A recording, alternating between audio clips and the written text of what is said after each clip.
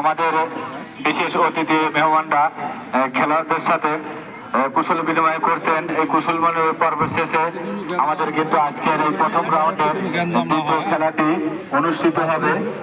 প্রান্তে রয়েছে শক্তিশালী আটঘরিয়া ফুটবল একাদশ বনাম দুর্দর্শ 500 টাকা ফুটবল একাদশ।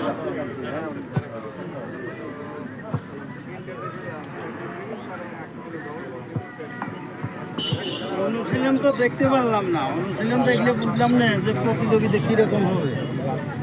যাই হোক, তাছাড়া আমার মনে হচ্ছে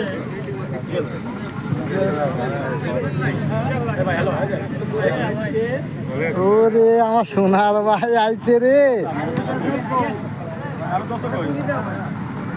হ্যাঁ।